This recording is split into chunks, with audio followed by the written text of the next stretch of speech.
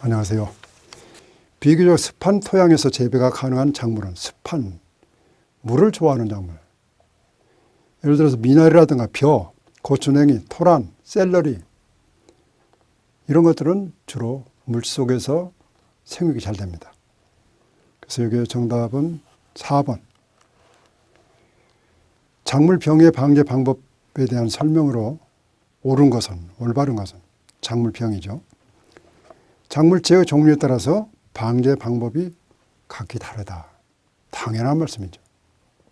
예를 들어서 병 중에도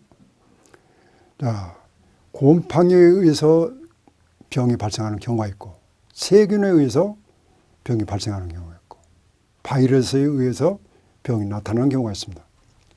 예를 들어서 벼를 보면은 곰팡이에 의해서 도열병이 나타나고, 또 문고병이 나타나고, 입지무늬만병이 나타나고, 하지만 태풍이라든가 강우에 의해서 상처를 받아서 나타나는 것은 흰빛 입마른병이요, 백혈급병. 또 오갈병, 이런 것은 바이러스에 의해서 매개가 진딧물이라든가 이 바이러스는, 아니면 멸구라든가 이런 것들이 매개를 하는데, 각기 병균 또 그걸 유발하는 요인이 다르기 때문에 방제 방법도 서로 달라야 되겠죠.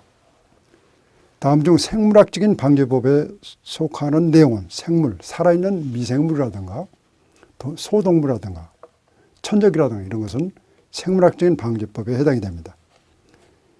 병은 미생물을 사용한다. 천적이라는 얘기죠. 이것이 정답이 되겠죠. 다음 작물의 요수량이 가장 적은 것은 작물 건물중 1g을 생산하는데 필요한 수분의 양, 물의 양, 이걸 요수량이라고 얘기를 하죠. 그래서 일반적으로 보면은 식물 중에서는 명아주라는 식물, 이것이 가장 수분, 요수량이 높습니다. 하지만 여기에 주어진 문항 중에서 보리는 523, 밀은 550, 수수는 287, 메밀은 540. 정답은 수수가 되겠습니다. 다음 중에서 토양 잎단화를 촉진하는 내용은 뭐냐? 잎단화, 토양. 떼알 조직이 있고 호달 조직이 있죠. 떼알 조직. 식물을 보게 되면은 여러 가지 형태가 입자가 큰 거, 적은 거, 중간 큰 거, 여러 가지가 다각적으로 이렇게 모여있게 되면은 양분이나 수분을 간직하는 능력이 높지만은 호달 조직, 이건 떼알 조직 또는 잎단 조직이라고 얘기를 하지만 큰 것끼리만 똑같이 뭉쳐 있으면은 이건 호달도요, 호달 조직, 떼알 조직. 이런 경우는 거름이나 거름기나 수분을 간직할 수 있는 능력이 부족합니다. 그래서 잎단화, 떼알 조직을 촉진하는 것은 칼슘, 석회를 씌운다든가 마그네슘을 씌운다든가 유기물을 씌용해야 잎단화가 촉진이 되는 것입니다. 유기재배 시 작물의 병해충 제어법으로서 가장 거리가 먼 것은 화학적 토양소독. 토양소독을 하는데 태양열이라든가 물리적인 방법으로 소독을 해야지, 아니면 화학적 약재를 써서는 절대 허용이 되지 않습니다. 유기농업에서는. 논을 답전 윤환 체계로 이용할 경우에 유기물이 분해돼서 무기태 질소를 증가하는 현상은 건토 효과라고 볼 수가 있습니다. 건토 효과. 건토는 마른 토양을 말리다가 갑자기 거기에 물을 대주게 되면, 가수를 하게 되면 이용하지 못했던 우리 토양 양분을 한꺼번에 이용할 수 있는 암모니아 화성균 작용에 의해서 무기태 질소로 이렇게 바뀌어집니다. 그래서 이거 정답은 건토 효과입니다. 건토 효과. 다음 중 퇴비의 숙성 검사 방법이 아닌 거, 관능적으로 본다. 눈으로 봐가지고 이게 미숙인가 완숙이 됐는가 그걸 검사를 할 수가 있고, 탄질비, 질소가 몇 프로가 들어있는가, 탄소가 몇 프로가 들어있는가, 탄질 비율을 따라서 숙성이 얼마가 되느냐, 아니면 종자 발화 시험, 종자를 갖다가 씨앗을 뿌려가지고 여기 가스, 산소가 많이 발생되느냐, CO2, 탄산가스가 많이 발생되느냐. 탄산가스가 많이 발생됐다. 그럼 미숙퇴비, 덜 썩은 퇴비에서 CO2가 많이 발생이 되겠죠. 그러면 이게 발화가 안 되겠죠. 그래서 종자를 발화 시험에 의해서 퇴비가 숙성이 됐느냐, 덜 됐느냐, 이걸 판단하는 기준이 될 수가 있습니다. 하지만 물리적인 방법, 이거는 해당이 되질 않겠죠. 토양의 윤작 효과로 거리가 먼 것은 윤작, 돌려짓기를 윤작이라고 그러죠. 돌려짓기. 윤작. 효과로 거리가 먼 것. 자연재해로 위험이 분산이 된다. 돌려짓기 하면 위험이 분산이 되겠죠. 지력이 유지 정진이 된다. 윤작을 해서 지력이 소실이 되는데 윤작을 하면은 지력이 유지가 되겠죠. 토양 이용도를 높인다. 이것도 해당이 되지만은 풍수해의 윤작을 하는데 예방이 아니라 풍수해를 오히려 조장을 하겠죠. 정답은 4번이 되겠습니다. 다음 중 일장 반응, 장일성이나 단일성이냐 대한 설명으로 올바르지 못한 것은 일장 반응. 한계 일장, 밤과 낮의 길이 한계 일장보다도 햇볕에 쪼이는 기간이, 낮의 기간이 한계 일장 12시간 내지 14시간을 한계 일장이라고 이렇게 기준을 봅니다. 그보다도 길면은, 낮의 길이가 길면은 이거는 장일성, 그보다 짧으면 단일성. 긴 조건에서 개화, 화성 유도 이런 거 촉진되는 걸 장일성이라고 그래요. 그런데 여기에 올바르지 못한 거 한계 일장이 긴 작물은, 그러니까 장일성 식물은 겨울에 꽃을 피기도 하는 것이 아니라 주로 여름에 꽃이 피죠. 겨울은 낮 시간이 짧죠. 한계 일장이 긴 것이 아니라 짧은 식물은 겨울에 꽃을 피기도 한다. 그래야 되는데 옳지 못한 것은 2번입니다. 다음 중 도복방지 대책으로서 거리가 먼 거. 키가 작고 대가 튼튼한 품종을 재배한다. 그러면 도복이 강해지겠죠. 칼슘질 비료를 시용한다. 규산질 비료를 시용한다. 전부 다 맞는 얘기지만은 서로 지지가 되도록 밀식을 한다. 콩나물처럼 밀식되면은 이게 웃자라 가지고 키만 이렇게 올라오지 튼튼한 식물을 만들 수가 없죠. 그래서 도복에 극심한 피해를 주게 됩니다. 우리나라 토양에 가장 많이 분포한 것으로 알려진 점토광물은 카올리나이트. 카올리나이트를 포도조라 현상이 대부분이 우리나라 토양에 열악한 그 조건이라고 볼 수가 있습니다. 온대 북부 지역에서 주로 침엽수림, 우리 지역이 온대 북부 지역에 해당이 되기 때문에 침엽수림이 많은 지역에서 카올리나이트 현상이 많이 나타납니다. 다음 중 종자의 휴면의 원인이 아닌 것은, 종자가 수확을 해서 저장을 하는데 잠을 자는 것을 휴면이라고 그러죠. 근데 잠자는 그 원인이 싹스를 갖다가 종자를 싹스를 튀어야 되는데 계속 잠만 자면 안 되겠죠. 그래서 그 휴면의 원인 중에 기계적으로 너무 딱딱해가지고 저항을 한다든가, 산소 흡수를 저해하고, 배가 배와 배유가 있는데 배는 새로운 싹이라든가 뿌리, 그 원기가 들어있는 거예요. 배예요. 쌀로 보게 되면 쌀눈, 씨눈, 그것이 배에 해당이 됩니다. 배에 완숙이 되지 않고 미숙이 됐다. 이런 것은 휴면의 원인이 되지만은 후숙이 됐다. 후숙은 숙성이 제대로 됐기 때문에 이거는 휴면의 원인하고는 거리가 멉니다. 다음 중에 연작을 가장 싫어하는 것. 연작을 가장 싫어하는 것은 일반적으로 우리나라에서 많이 재배하는 인삼하고 아마. 이거는 최소한도 10년 이상의 휴작 기간을 둬야 됩니다. 토양 전염성 병해충이 그만큼 많은 피해를 주고, 그 다음에 작물이 필요한 온수를 전부 다 흡수를 해서 토양이 아주 척박해집니다. 수박 같은 경우는 한 7년 정도. 여기 주어진 양식에 보면은, 자, 참외는 한 3년 정도, 콩은 1년, 그 다음 오이는 2년, 수박은 5 내지 7년 정도가 휴작이 필요합니다. 정답은 4번 수박이죠. 식물학성 종자를 씨앗으로 이용하는 것, 종자를 씨앗으로. 식물학성 종자를 씨앗으로 이용하는 것은 콩, 두류죠, 유채, 담배, 아마, 목화, 참깨, 무, 배추, 고추, 도마도, 양파, 오이, 수박 이런 것은 주로 종자를 씨앗으로 이용하는 식물이라고 볼 수가 있습니다. 정답은 참깨가 되겠죠. 포도 재배 시 화진 현상, 꽃들이 현상을 화진이라고 합니다. 꽃이 떨어지는 거.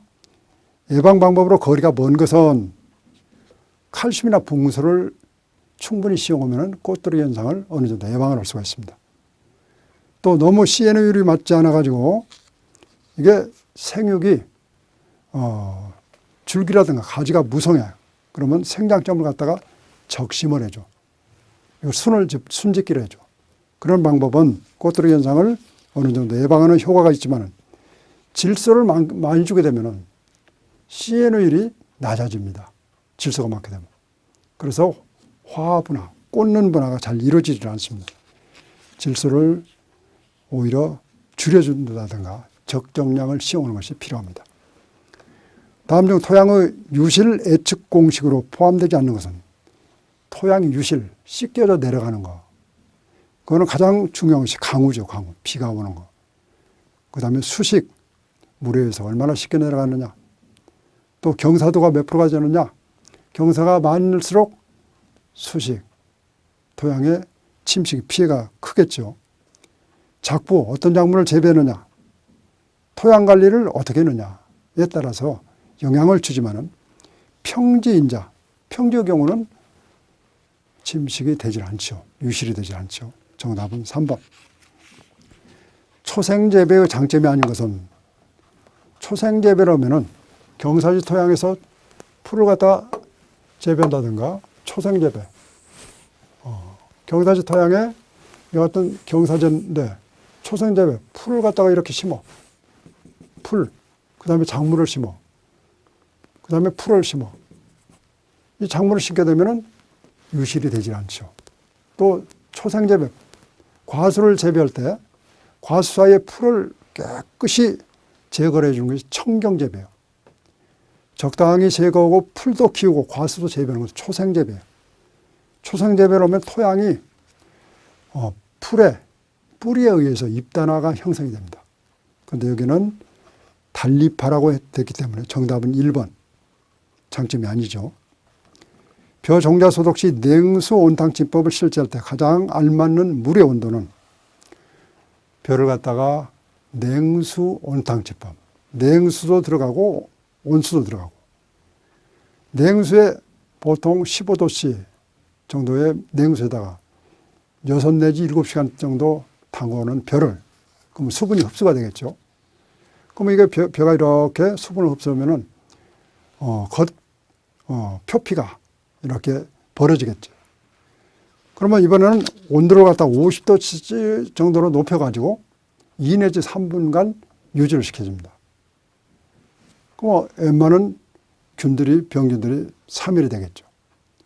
이번에는 55도 온도를 더 높여가지고 5분 정도 이렇게 경과하게 되면 웬만한 병균이 전부 다 예방이 됩니다. 그래서 이와 같은 건 냉수 온탕치법이라고 그래요. 여기 정답은 4번. 벼 냉해에 대한 설명으로 올바른 것은 냉온에 의해서 온도가 낮은 온도에 의해서 출수가 지연되고 등숙기에는 저온장애를 받는 것을 지연형 냉해라고 합니다. 하지만은 주로 감수분할기, 수인기, 벼가 이상 나오기 직전에 갑자기 온도가 뚝 떨어져 가지고 냉해를 받게 되면은 그게 쌀의 미립 입자가 그게 장애를 받습니다. 그래가지고 불염, 이게 여물지를 않아요. 이와 같은 것을 장애형 냉해라고 얘기를 합니다. 근데 주로 영양생장기부터 저온에 노출이 돼가지고 생육이 되다 보면 출수가 지연이 된다. 출수가 늦어지죠. 이것은 지연형 냉해라고 볼 수가 있습니다. 정답은 2번. 암석 중에서 화성암에 해당되는 것은 사암, 혈암, 석회암은 물에 의해서 형성되는 수성암에 해당되지만은 화강암, 안산암, 현무암, 섭록암은 화성암에 해당이 됩니다. 정답은 안산암 2번이 되겠죠. 다음 중 논토양의 특성에 해당되지 않는 것은 호기성 미생물의 활동이 증가한다. 호기성은 아니죠. 호기성은 공기를 좋아하는 거예요. 산소를 좋아하는 것이 호기성이에요. 논에서 물속에 잠겨 있으면 산소가 부족합니다. 그건 혐기성이에요. 밭 상태에서는 물이 없기 때문에 공중에 공기가 많아. 밭 상태는 호기성이지만은 논 상태는 혐기성이에요. 혐기성. 그래서 여기서 해당되지 않는 것은 호기성 미생물의 활동이 증가하는 것이 아니라 혐기성 미생물의 활동이 증가하겠죠. 논의 경우에. 다음 중 습답의 특징에 해당되지 않는 것은 습답, 환원 상태죠. 물이 잠겨있기 때문에 항상 물이 고여있는 습답, 환원 상태. 산화 상태가 아니죠. 산소가 없죠. 토양 색깔이 회색이 된다. 산소가 많은 밭토양의 경우는 젓갈색이지만은 물에 잠겨있게 되면은 회갈색. 이게 습답의 특징에 해당이 되었습니다. 그 다음에 추락현상, 노화현상. 생육 초기에는 생육이 왕성하다가 가을에 갑자기 이파리가 아랫잎부터 말라. 그러다가 수량이 크게 감소되는 것을 추락현상이라고 얘기를 합니다. 이건 습답의 주요 특성에 해당되지만 중금속이 다량 용출된다. 이건 광산이라든가 아니면 공장지대에서 중금속 주변의 공장지대에서 나타나는 현상이지 습답의 특징은 아니죠. 양이온 치안 용량, 걸음기 간직할 수 있는 그릇의 크기, 토양 속에 그릇이 커야 되겠죠. 이걸 CC라고 얘기를 합니다. 양이온 치안 용량이 10cmol per kg이면 어떤 토양의 치환성 염기 합계가 6.5다. 그릇이 10인데 그중에 치환, 바꿔치기하는 교환 용량이 6.5다. 그러면 전체 그릇 중에 6.5, 65%가 들어있는 거죠. 염기포화도는 3번 65%. 다음 중에서 토양 내 지렁이의 역할이 아닌 것은 지렁이는 유기물을 분해하고 통기성, 토양 중에 공기를 갖다가 제공하는 그 역할을 하고 토양을 부드럽게 합니다. 뿌리의 발육을 저해하는 것이 아니라 발육을 촉진을 시키죠. 정답은 3번. 다음 중에서 토양 염류 집적이 문제되기 쉬운 것은 토양의 염류 집적. 염류는 토양 속에 비료를 주게 되면 비료를 10kg를 줬다. 이 10kg를 작물이 100% 흡수하는 것이 아닙니다. 그중에 일부분을 흡수 이용을 하고 일부분은 토양 속에 그대로 잔류가 돼 있어요. 남아있어. 남아있는데 이게 토양 속에 그대로 남아있게 되면은 이게 작물이 뿌리를 제대로 내릴 수가 없습니다. 지하층에 처리층이 생겨가지고 염류가 집적이 되어 있습니다. 그래서 작물 뿌리가 제대로 뿌리를 내리지 못하게 되면은 작물이 정상적으로 지상에 생장을 할 수가 없어요. 그런데 우리 노지의 경우는 밖에 밭토양이나 논토양의 경우는 하늘에서 비가 내려와. 비가 내려가지고 토양으로 스며들기 때문에 염류를 세탈해줘. 씻겨서 흘러내려가게 합니다. 근데 만약에 비닐하우스를 씌워놨어. 비닐 때문에 하늘에서 오는 비를 딱 차단해버려. 그럼 염류 집적 현상이 해소가 되질 않습니다. 그래서 시설, 비닐하우스 경우는 비닐을 제거해 준다든가 답전 윤환, 논으로 밭으로 이용했던 것을 논으로 이용한다든가 물을 대주게 되면 여기 처리층이 파괴되겠죠. 그래서 토양 이용권을 높여줘야 됩니다. 그래서 이와 같은 염류 집적이 문제가 되는 토양은 시설 재배지. 시설은 비닐하우스를 얘기를 합니다. 정답은 3번이 되겠죠.